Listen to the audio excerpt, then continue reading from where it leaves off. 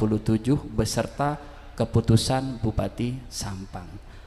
Pada prinsipnya kita ini menggelar pelaksanaan Pilkades serentak tahun 2025 sudah sesuai dengan ketentuan peraturan perundang-undangan, dan kami hanya menjalankan amanah peraturan perundang-undangan dari Undang-Undang Nomor 6, kemudian PP 43 beserta perubahannya, Permendagri 112 beserta perubahannya, kemudian diaturlah dalam Perda, dan yang terakhir kami atur melalui petunjuk pelaksanaannya dalam peraturan Bupati Sampang dan keputusan Bupati Sampang.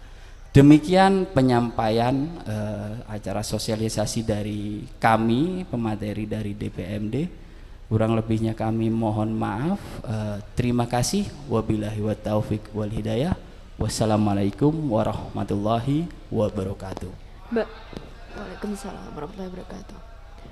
Baik, terima kasih Bapak Irham Nurdayanto. Mohon tepuk tangannya untuk materi yang telah disampaikan.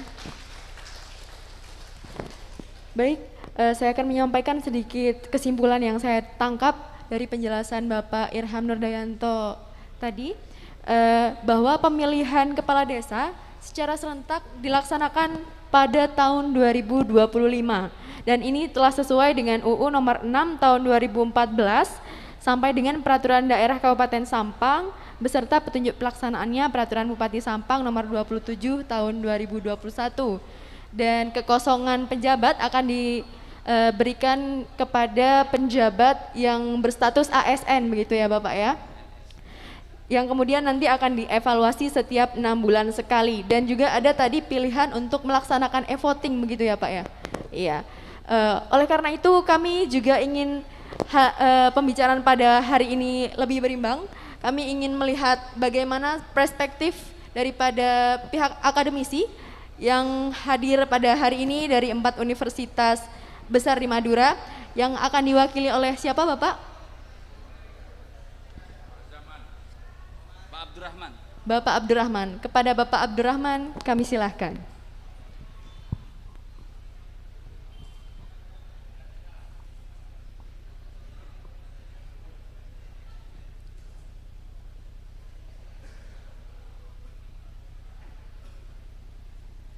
Baik, selamat pagi, salam sejahtera buat kita semua. Assalamualaikum warahmatullahi taala wabarakatuh.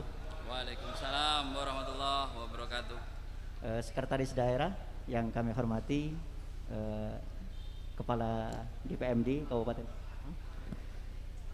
rekan-rekan dari perguruan tinggi, Institut Agama Islam Negeri Madura, Politeknik Negeri Madura, dan Universitas Trunojoyo Madura, para undangan, Forkopimcam dan insan pers dan yang lainnya. Dari berbagai perspektif kajian perguruan tinggi, hari ini saya mewakili dari rekan-rekan yang sudah disampaikan tadi, terutama menyangkut fundamental dari pemilihan serentak 2025 ini. Jadi di forum kami sudah terjadi FDG dan ada beberapa kesimpulan termasuk saran, tapi sarannya tidak begitu fundamental, nanti juga akan diperdalam oleh rekan-rekan dari yang lain. Perubahan fundamental sebenarnya yang ingin dicapai dari peraturan bupati berkaitan dengan pemilihan serentak kepala desa tahun 2025 itu sebenarnya yang pertama itu adalah ingin menggeser perspektif yang selama ini terjadi dari pemerintahan yang disebut sebagai the center of power, pemerintahan yang selama ini kita rasakan sebagai pusat pemerintahan atau sebagai pusat kekuasaan, bergeser melalui Perbup ini, bergeser akhirnya menjadi the center of services. Jadi bergeser dari pemerintahan yang menjadi pusat kekuasaan, bergeser menjadi pemerintahan yang melayani atau the center of services. Jadi itu perspektif pertama ketika kita kaji secara mendalam. Yang kedua, perubahan fundamental yang ingin dicapai dari peraturan bupati ini, kalau kita baca secara utuh adalah, kalau yang tadi berkaitan dengan mekanisme pemerintahannya, yang kedua ini adalah bahwa kita tahu bersama setelah peraturan Undang-Undang Nomor 6 Tahun 2014 ini dilaksanakan, sudah 6 tahun berjalan, faktanya terlihat bahwa efektivitas pembangunan sangat minimalis. Kita bisa ukur program kesejahteraan misalkan, dan kita tahu angka kemiskinan kita tidak bergerak cepat, dan ini salah satu ukurannya bahwa pemerintahan yang efektif itu adalah pemerintahan yang dapat mendorong terhadap kesejahteraan sosial. Dan ini selama 6 tahun kita bisa presentasikan bahwa angka kemiskinan kita tidak berjalan secara signifikan. Artinya berubah dari pemerintahan yang efektif dengan peraturan ini menjadi effectiveness government. Jadi berubah akhirnya paradigmanya. Dari perspektif itu, kami membacakan beberapa hal berkaitan dengan tanggapan pelaksanaan Pilkades serentak tahun 2025 di Kabupaten Sampang yang disusun oleh 4 rektor. Kami bacakan. Assalamualaikum warahmatullahi taala wabarakatuh.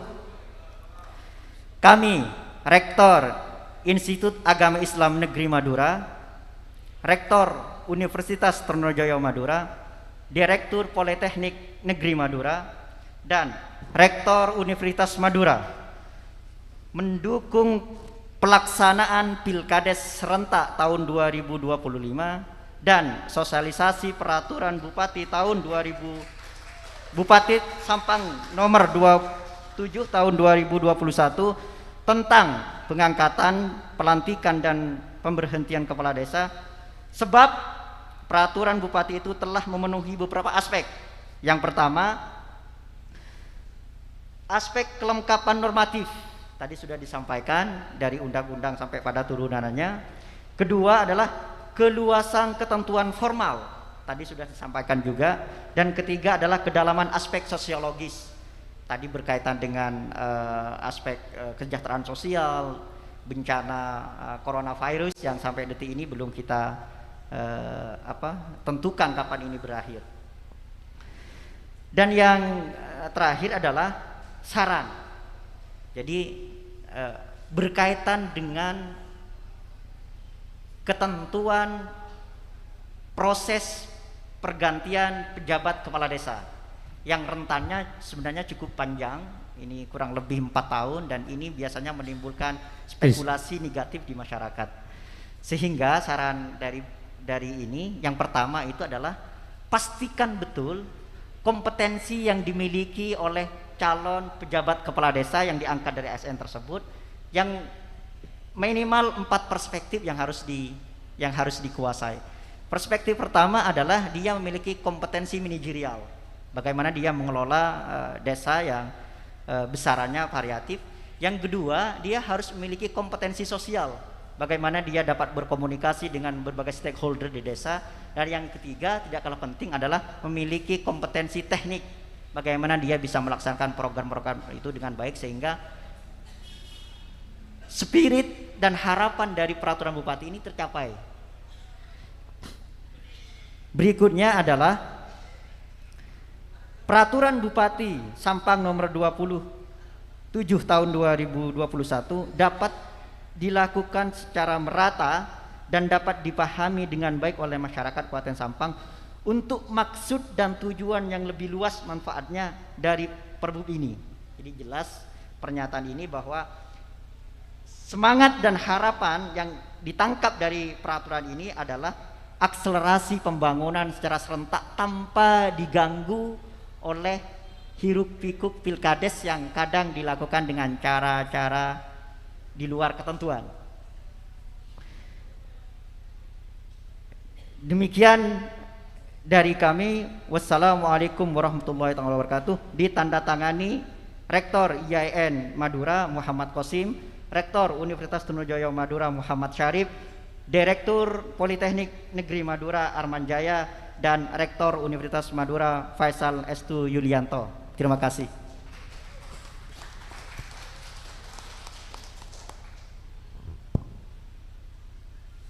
Baik, terima kasih atas waktunya. Dan mungkin tim dari Sampang tadi sudah diungkapkan banyak hal dari Pak Abdurrahman. Kami hanya mengingatkan kembali bahwa esensi pemilihan kepala desa itu letaknya adalah di pelaksanakan sila keempat Pancasila. Kerakyatan yang dipimpin oleh hikmah kebijaksanaan dalam permusyawaratan perwakilan. Yang kedua adalah demokrasi dan kedaulatan rakyat, dan itu sudah dilaksanakan dalam bentuk perda, kemudian disosialisasikan dan sebagainya. Kemudian secara hukum ketatanegaraan, landasan konstitusionalnya sudah tepat, ada di pasal 18 dan 18B ayat 2, yang mana ada tentang asas otonomi daerah. Yang kedua adalah hak asal usul daerah, dalam hal ini desa. Dan turunannya di mana? Di Undang-Undang Nomor 6 2014 tentang desa, kemudian PP, Permendagri, Perda dan Perbub. Secara hukum ketatanegaraan dan perundang-undangan itu sudah sesuai hierarki. Nah, mana yang perlu dipertajam dan perlu diantisipasi? Yang pertama adalah di bab 4 Pak Irham, pelaksanaan, Bapak Ibu. Jadi di sini ada tahapan persiapan, pencalonan, pemungutan suara dan penetapan. Jadi kami berharap betul, karena kita tahu kondisi di Madura, mungkin ini kerja juga keras dari para penegak hukum dan penyelenggara, di titik-titik mana insya Allah sudah memahami, mungkin di pencalonan, kemudian pemungutan suara. Itu perlu ada kondisivitas dan hal-hal antisipasi. Mengingat apa? Di tahun 2024 kita akan melaksanakan pemilu serentak, pilpres, memilih DPR, DPR RI, DPRD provinsi, DPR kabupaten dan kota, dan DPD. Yang kedua, bergesernya pilkada menjadi serentak di pilkada 2024, dan di Sampang sendiri pilkades 2025. Apa yang bisa diantisipasi? Mungkin kejenuhan masyarakat. Yang kedua adalah kreativitas penyelenggara. Nah, dalam hal ini mungkin P2KD kalau di pilkades Bapak Ibu, mungkin itu perlu. Kita melihat di beberapa daerah di Solo atau apa itu kan pernak-perniknya, jadi dinuansakan semangatnya, dinuansakan kebersamaannya. Walaupun kita tahu tadi Pak Irham sudah bilang karakter orang Madura, tapi orang Madura kan juga punya hati yang tulus dan bersih, insya Allah seperti itu. Kemudian hal yang perlu diantisipasi lagi Bapak Ibu adalah mungkin Pak Irham dan tim adalah e-voting. Kita menyadari kami di perguruan tinggi itu juga mengalami luar biasa perubahannya. Bayangkan kuliah online terus-terusan, tapi kita harus mengejar itu karena itu zaman. Di dalam teori sosiologi, di dalam teori perubahan sosial, apa yang tidak berubah? Ya perubahan itu sendiri. Artinya pasti berubah. Lah kalau kita tidak mau mengikuti perubahan zaman, kita akan digilas zaman. Itu dalam teori sosiologi. Maka kalau itu seandainya digunakan e-voting itu, apa hal yang perlu dilakukan? Satu, betul-betul butuh keahlian IT. Yang kedua adalah infrastruktur yang memadai dan mencukupi. Nah, prediksi saya karena di kampus itu UTBK pun sudah online Bapak Ibu. Panjenengan mana keduan potrah-potreh mau daftar kuliah sekarang itu saya pastikan semuanya online. Betul apa tidak?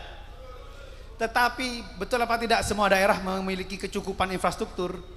Belum tentu. Maka mungkin bisa konsultasi dengan Mendagri dan sebagainya, apa? Disampling. Kalau Jakarta Madaniku insya Allah bisa, Surabaya itu bisa. Nah itu mungkin ini keuntungannya. Persiapan 4 tahun itu kalau memang ini mau diterapkan, ya dicukupkan itu mungkin Bapak yang mungkin akan mengalami hal ini. Itu dari saya selaku dari perwakilan UTM, khususnya dari perspektif hukum ketatanegaraan. Dan terakhir adalah mohon maaf kepada Pemda Sampang, Bapak Rektor mohon izin karena dipanggil Gubernur Hari Pahlawan hari ini. Yang kedua Wakil Rektor 3 yang sejatinya hadir pada saat ini membuka wisuda. Ini yang mungkin minta dihaturkan, mohon maaf kepada Pemda Sampang. Kurang lebihnya mohon maaf dan semoga niatan baik itu berhasil dengan baik. Karena kalau kata ulama kan innamal a'malu bil niat. Niatnya baik, hasilnya baik. Apa positifnya ditunda 2025 punya kesempatan. Negatifnya atau plus minus pasti ada. Tapi yang memiliki kewenangan kebijakan kan Pemda. Mungkin pasti sudah pertimbangan-pertimbangan hal yang mungkin sudah dipertimbangkan. Itu saja dari kami. Terima kasih Bapak.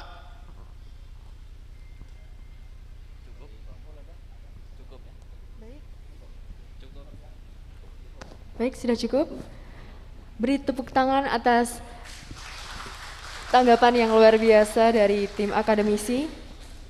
Maka setelah berakhirnya narasumber kami memberikan narasinya, akan kami buka sesi tanya jawab. Namun tunggu sebentar, akan kami bacakan terlebih dahulu tata tertib tanya jawab pada pagi hari ini yang harus dipatuhi. Yang pertama, dalam tiap sesi hanya